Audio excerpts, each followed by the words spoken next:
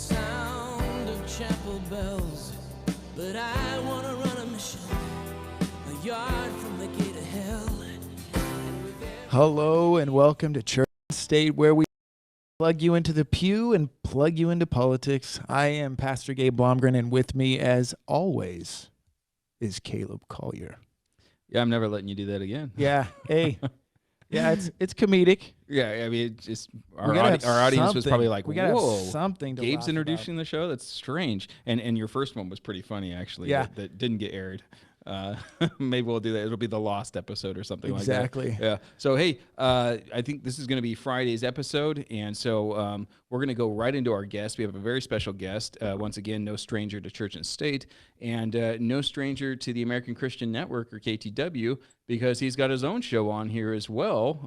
Very recognizable voice. Right. Radio Free Redoubt. So we've got John Jacob Schmidt joining us on Church and State. JJ, thank you so much for joining us. Hey, thanks for having me, guys. Great to talk to you as always. Yeah, we appreciate it. So we wanted to have you come on and kind of discuss your perspective on what's going on with this country and even worldwide as well, because we've been talking about this a lot. I'm almost getting tired of talking about the coronavirus. It's like everybody's talking about it, but it's because the implementation of tyranny that we're seeing while they're using this virus as a tool, really. And so, JJ, what's your perspective on this? Is this as serious as they're claiming, or is this really just a tool to implement global tyranny? Well, I think it's a little of both. I'm not once again, here's my disclaimer. I'm not a virologist, but I've been listening to a lot of people who are. And it is apparent to me that this is a very real virus. This is a serious virus. The numbers that I've seen so far does not put it past the normal flu. I mean, we've lost more people to the regular seasonal flu, which is going on right now, than the reported deaths. From the other countries. I was just reading a report, this morning. So now that could spike this coming week. They're saying in the next week to 2 weeks is when we're going to see or experience what Italy experienced. And, that just remains to be seen. But, the mantra of the leftists, the globalists in particular, which are communists in their roots, is to not ever let a crisis go to waste. And I think that's precisely what's happening here. Now there is testimony providing what seems to be plausible evidence by people that are microbiologists and so on, saying that a closer examination of COVID-19 shows that this is clearly an engineered virus. This is fabricated, if not even weaponized or designed to be used as a weapon. Now, there's several reports of Chinese employed scientists, who've just recently gotten busted for smuggling various different types of pathogens, biohazard type of material out of the country from the United States and as well as Canada. So I'm not sure what to make of all that, if this was deliberately released or if this was something that just got out of hand. It got loose and got out of control. But I don't even know if it really matters, especially to us. Mm-hmm. There's nothing that you and I can do about it, really, regardless of whether it was intentional or it was, whatever it is. We're left dealing with the fallout. And, now obviously, if we were in charge and we could call the shots and we could, hold people accountable, but that doesn't seem to happen in this day and age. That probably won't happen in back. Agreed. And then heads will roll then. And he knows all the deep, dark thoughts and secrets and discussions and plans that people have thought that they've gotten away with. But right now, our jobs is really comes back to this. I had a listener saying, you don't understand, this is serious. We're talking up to, 50 million people in America could die. And I said, well, then those people need Jesus. Mm-hmm. I mean, we're all going to die. But if you really think that many people are going to die, what are you doing about it? What are you going to do? What can you do about it? other than what you should be doing about it, and that's spreading the gospel like there's no tomorrow. Because if what you're saying is true, there won't be a tomorrow for a lot of those folks. Yeah. Let's So, talk.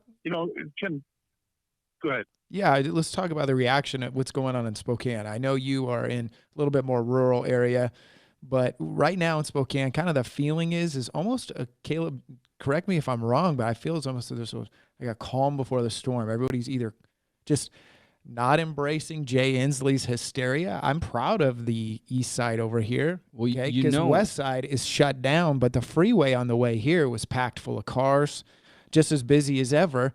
And it doesn't even look like there's a ban on construction, which Jay Inslee.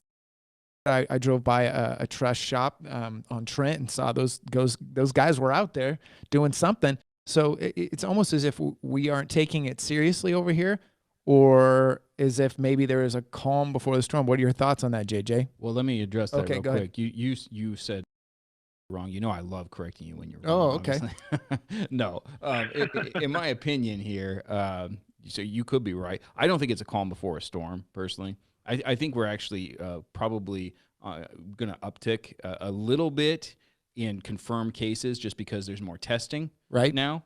But really, I think it's because some people say, that you're not taking this seriously enough. I don't think the disease or the virus is as serious as they've made it out to be. I think, like JJ said, it's not even equal to the flu. Is it as far because as deaths go. is the reaction though, JJ and Caleb, of kind of like, are we just tougher over here on the east side? Are we all like Texans over here, just kind of chilling? Or are we Well, there is ignorant? more of a liberty What are movement your on thoughts, the JJ? on the eastern side of the state. Absolutely. Well, yeah, absolutely. I mean, that's all that soy is going to take a toll on you. It's got to lower your immunity. Exactly. Indeed. But here's the thing. I believe this is a serious. It appears, looking at Europe, Spain right now, Italy over the last couple of weeks, this looks like a much more serious than the regular flu, but not to warrant crushing the global economy.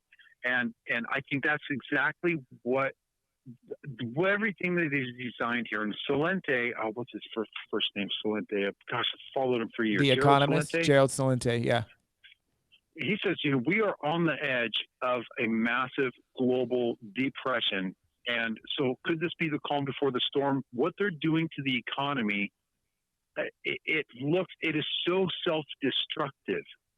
It's like dunking your arm in a vat of acid because you have a fly on your hand. It's kind of like what seems to be happening. The response to this is so extreme, so crushing.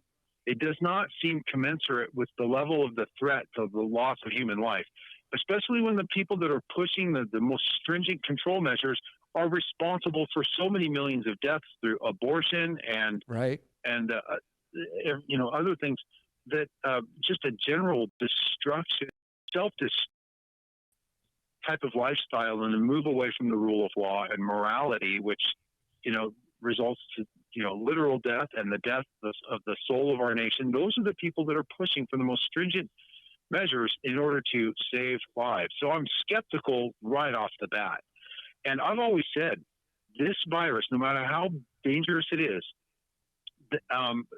the bigger danger and the bigger virus that we face is the response, is a panicked public and a overreaching, overbearing government response. The other virus is government salvation. That's the more dangerous virus. True. No, I completely agree with everything you're saying here. The real storm is the economic storm, and then followed by that, you're right, is the tyranny of the government. Because the true virus, the virus that has killed more people than anybody else in the history of the world, is government. Mm-hmm. Do you think, JJ, people are being blessed right now by this? I would say you and I have conjectured, Caleb and I have conjectured. We've listened to Gerald Salente for years.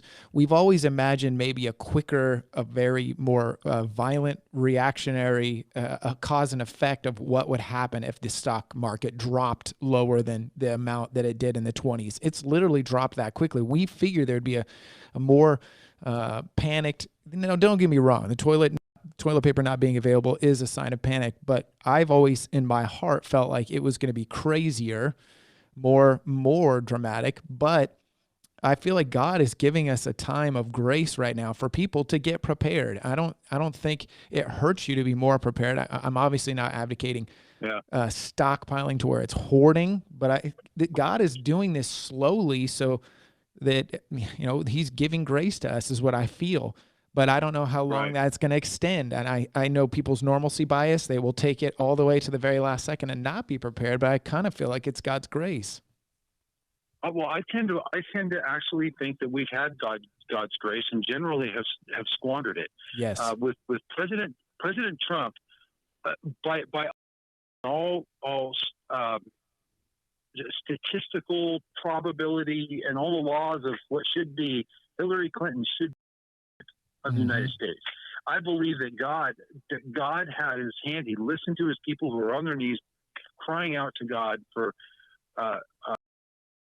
and he bought us time. I believe that President Trump's being used right now, and I think that we even the church just kicked back and said, "Oh, Hillary's not president. It's all good," right? I mean, the firearms industry almost completely went under until 2 weeks ago.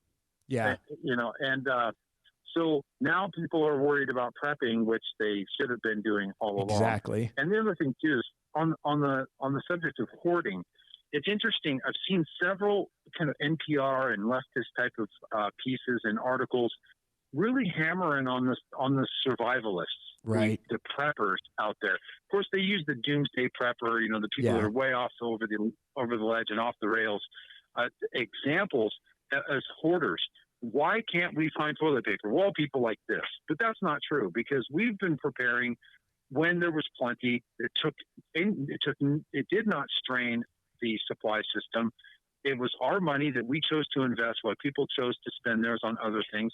And so now you've got millions of preppers, if you will, preparedness-minded people who are not part of the problem now because over the last several years, they should be thanked because there's millions of people contributing to the depletion of our limited supplies and resupplies. In fact, there was just a plea put out by somebody in the medical community saying we have no PPEs, personal protective equipment. We have no eye shields, no mask, gloves. And they appealed to the prepper community in North Idaho and Eastern Washington. If any of you have stored up and you have an abundance where you think you can help some, please contact me at this number. So we put that out in one of our sit reps, a situation report. We've actually had people respond saying, you know what, we don't need a case of 10,000 pairs of nitrile gloves. We're willing to donate. Who do we need to contact? And so not only are preppers not contributing to the problem, they're actually now in a position where they're able to help because of that. And that's charity. That's what we're called to do. And they didn't do it. They didn't do it out of panic or fear. They did it because something in their gut says something's not right in the world. I should probably set some things aside because I have an abundance right now. Where the people that are reacting are the ones that are reacting out of fear who were mocking the preppers before. Yeah, and they've really done the prepper community a disservice. You look at events like Y2K, where actually the John Birch Society said, this isn't going to be dangerous at all. This is they're pumping this thing up. But you have events like that, and people are like, look at all those crazy preppers. You have the Mayan calendar one where people are prepping. This rise in this. Where people are kind of preppers in those kind of shows, it makes us look ridiculous. That's by design, to make us look ridiculous, so that when a real event occurs, the people are dependent on the government. And I love the fact that just through reaching out, doing a situational report through Amron, through your radio show, you were able to actually provide a free market solution to this problem with the PPEs. My wife's a nurse. Gabe's wife is a nurse. They have actually talked about the fact that they haven't been able to find a lot of PPEs. Nurses are having to provide their own PPE. Yeah. Right. Yeah. So, I mean, it's a very interesting thing to watch. Now, the question that you posed, do I think this is going to be, first of all, this has taken everybody by surprise, including the preparedness community, because this is not how most of us envisioned the end of the world as we know it, right? The transition into things not ever being the same again was supposed to be an abrupt EMP or something. Right. And this is a what I call a slow roll disaster. Yes. We're slow rolling into it. I agree 100%. It's slowly getting intense. But things are normal enough, like we were talking about before the show. You can go to Fred Meyer or any grocery store, and people are walking around like you see a few people with masks and gloves on, but generally, it's as if nothing. Life is going on as normal. So, yeah, I read a book called Deep Survival years ago, and it's very interesting. It was about disasters or crisis, emergency situations that came down to life and death, and it's who dies, who lives, and why. It was really a deep study into looking at the shipwrecks or people stranded on mountaintops or whatever. All these various different examples, and the people that adjusted the quickest and hey, this is real, and they adapted to it were by far more likely to survive. So we don't want to panic, but we also don't want to dismiss it and say, I just don't accept this, right? And act like nothing's normal. We should be quietly making some adjustments, I think, in our personal lives and accept that things could, it's possible. We won't know for the next week or two how the powers that be, and I'm talking about global entities, the United Nations, people that have hijacked positions within our government, and those that are trying to overthrow this president and his administration. I think that it's going to become very apparent. Here's the breaking point that I see. This is going to define everything, whether this is just going to fizzle out, we'll go back to life as normal, or things have become such that it will never be normal again and we'll never be able to go back to it. And that is this. I believe that a vaccine is being worked on, and I believe there will be a vaccine soon. And I think that when it does come, it will be mandated. And that right there going to change the world forever in an instant. Every whether it's the Third Reich and Hitler rising up, or the Bolshevik Revolution and communism, all these things were like a slow rumbling, this gradual progression toward this, and then it reached a certain point and then accelerated and took everybody by surprise. And I think that this has the potential to be one of those things, especially if they go to mandated vaccines, where they are forcibly detaining people, relocating people, or social shaming people, where they won't allow you to do business. You have to show your bracelet, before you can enter the bank lobby. You have to, this type of thing. Or perhaps it has a microchip. Yeah. Right. No, I think you hit the nail on the head. Right. We were off the radio. We were talking about post 9/11, and so you look at that, what occurred with the TSA, right, and these extreme violations of our Fourth Amendment, and that's become the new normal. And so I think you're absolutely right that vaccine, and it's going to be mandated, and it's going to become the new normal. And like you said, you pump full of this, you don't know what it's going to necessarily do to your body. But if it has that chip into it, which that chip technology does exist, we've already talked about that a number of times on Church and State. If you have that chip technology, they're going to be able to just run a scanner over you and be able to quickly identify whether or not you've been vaccinated against COVID-19. Happen, JJ, when people turn this down, because they're going to do it. Well, then that's when, okay, this is the perfect globalist scenario, the power grabbers, right? Because nobody was buying off on the climate change crisis emergency that we're all going to die from. This gave them, whether they planned it and instigated this or not, they are not going to let this opportunity be squandered and go to waste, because they are already starting the argument of, and this is what it's going to cover on my show. They're already starting the social argument that you're a grave danger to humanity if you are not following these mandates, if you are not social distancing. Yes. I just saw somebody posted a screenshot of a Facebook posting from a California Sheriff's Department who has a helicopter, and they spotted a man walking in a state park and he ran and hid under the trees to hide, but he can't hide from Henry One, their helicopter, right? And I'm like, hold on. This guy is in a park that's closed. It's in a wide open space. He's not infecting anyone. Nobody's in danger of being infected by him. This is the reaction. He's not in danger. And this guy is like an escaped convict that they're looking for, right? Yeah. And now you're seeing hotlines report violations of social distancing and these other orders, large groups of people, more than 4 people or more than 10 people, depending on where it is. This is a very scary trend. Now, if you know history and you see what's happening today, it's easy to project that it's an increasingly probable outcome that this will lead to a tyranny like we've never seen before. Mm-hmm. I mean, they couldn't have, the Stasi could only hope to have this type of a system in place. Yeah. So it's going to be about compliance, and it's going to be about reporting those who are not in compliance. It's going to be about tracking citizens who refuse to comply.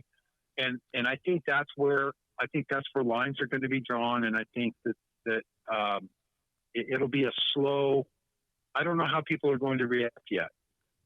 You know, I can only guess, but that will definitely be where tyranny comes, and to the degree of, well, like, it is setting the stage for the Antichrist and that system of compliance and control. That's what it's about, absolutely. And before this, they were ushering in climate change. They were using climate change panic. But yeah, there was pushback from that. But here's a prediction for me: is you're going to see an increase in that as well. They're going to claim that this virus is actually the Earth attempting to reset itself, right? Yeah. To purge this cancer of humanity that's destroying. Well, they're claiming that society brought this incursion upon itself because of the tight living that we live in, and also the taking care and stewarding of the earth. That's a fight against Agenda 21 exactly. there, right? We shouldn't be urbanized. You're right. We should be rural. I'll agree with him on that one. Yeah, that's great. JJ, real quick here. Alternative media is so important. And so, we do our show, you do your show. There's great sources out there. The New American is my favorite reasons. But one of the ones that a lot of people don't necessarily know about unless they're big fans of your show is Amron. And I wanted to give the last 5 minutes of the show here for you to really get into this discussion and why Amron is so important, especially when we're facing, potentially a catastrophe. Yeah.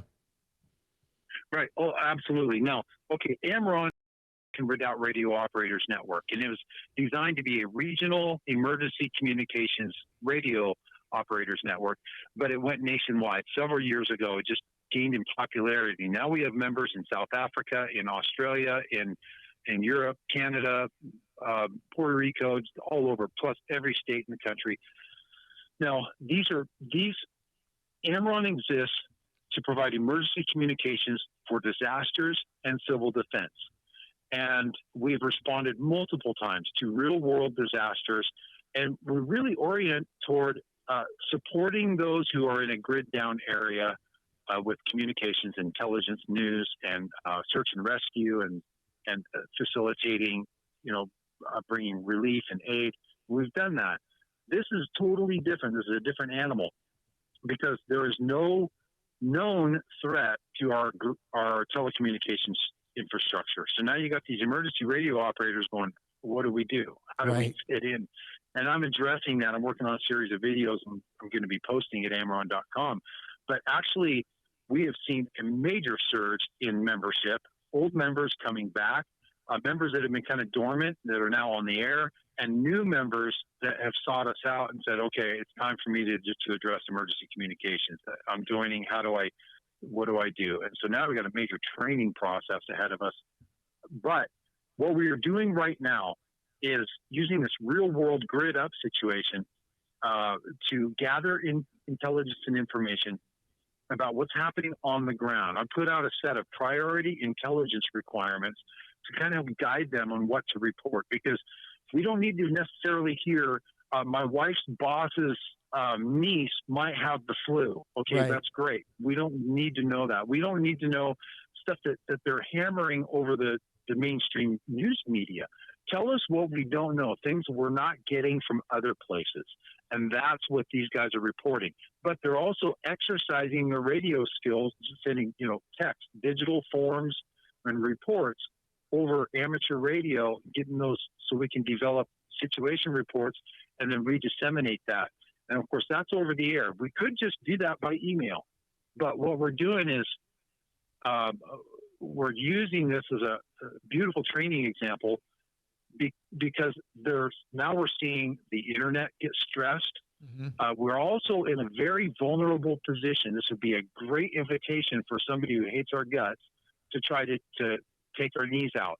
Iran is one great example. They have very powerful cyber weapons to harm us in certain areas in our through cyber attacks.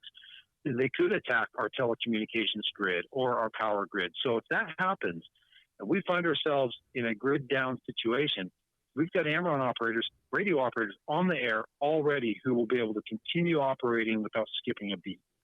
Okay. And, no, I mean, that's fantastic that you're working through that. Now, I want to get this out for our audience there.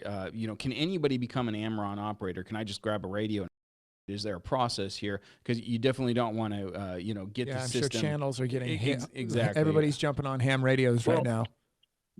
There is, and amateur radio is an excellent tool for you to become a very proficient and skilled radio operator or a communications specialist, I should say. But it's just like going into the medical field. In Amron, we have the doctors and paramedics, and we've got EMTs. And we've got the basic CPR certification guy. Well, we've got that equivalent in radio. We've got people who are just beginning. They're using unlicensed FRS, MERS, or CB radios. And then we have a more experienced, maybe your EMT, he can talk using repeaters and pass information locally to his community, to the non-licensed folks.